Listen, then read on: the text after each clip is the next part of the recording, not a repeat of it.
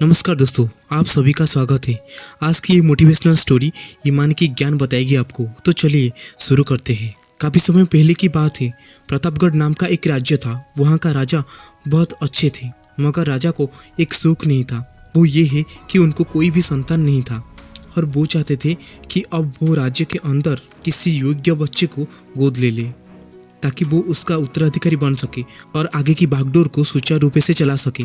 और इसी को देखते हुए राजा ने राज्य में घोषणा कर दी कि सभी बच्चे राजमहल में एकत्रित हो जाए।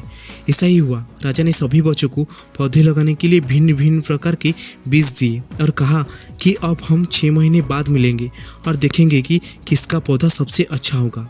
महीना बीत जाने के बाद भी एक बच्चा ऐसा था जिसके गमले में वो बीज अभी तक नहीं फूटा था, लेकिन वो रोज उसकी देखभाल करता था और रोज पौधे को पानी देता था। देखते ही देखते 3 महीने बीत गए। बच्चा परेशान हो गया। तो अभी उसकी माँ ने कहा कि बेटा धैर्य रखो, कुछ बीजों को फलने में ज़्यादा वक्त लगता है। और वो हर दिन पौधे को सींचता रहा। 6 महीने हो गए। राजा के पास जाने का समय आ चुका था, लेकिन वो डरा हुआ था कि सभी बच्चों के गमले में तो पौधे होंगे और उसका गमला खाली होगा। लेकिन वो बच्चा ईमानदार था और सारे बच्चे राजमहल में आ चुके थे। कुछ बच्चे जोश से भरे हुए थे क्योंकि उनके अंदर राज्य का उत्तराधिकारी बनने की प्रबल लालसा थी।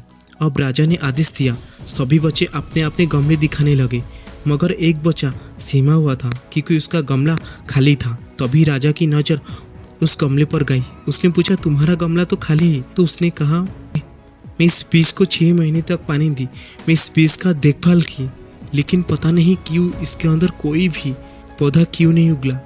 राजा उसकी ईमानदारी से खुश हुए कि उसका गमला खाली है, फिर भी वो हिम्मत करके यहाँ आ तो गया।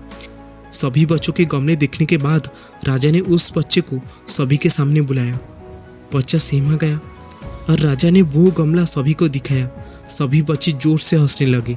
राजा ने कहा, शांत हो जाइए, इतने खुश मत होइए। आप सभी के पास जो पौधे हैं वो सब बंजर है। आप चाहे कितनी भी मेहनत कर ले, उनसे कुछ नहीं निकलेगा, लेकिन असली बीज यही था। राजा उसकी ईमानदारी से बहुत खुश हुए और उस बच्चे को राज्य का उत्तराधिकारी बना दिए। लेकिन हमें इस कहानी से ये सीखने को मिलता है कि अपने अंदर ईमानदारी का होना बहुत ज़रूरी है। अगर हम खुद के साथ ईमानदार हैं तो जीवन के किसी न किसी पड़ाव में सफल हो ही जाएंगे, क्योंकि हमारी औकात हमें ही पता होती है। हम खुद को पागल बनाकर खुद का ही नुकसान करते हैं। इसलिए हमेशा खुद के प्रति ईमानदार रहिए और खुद के काम को ईमानदारी से करिए। और देखना, एक दिन ये दुनिया भी आपको सलाम करेगा, आपके काम को रिस्पेक्ट देगा और दुनिया में आपका नाम रोशन होगा।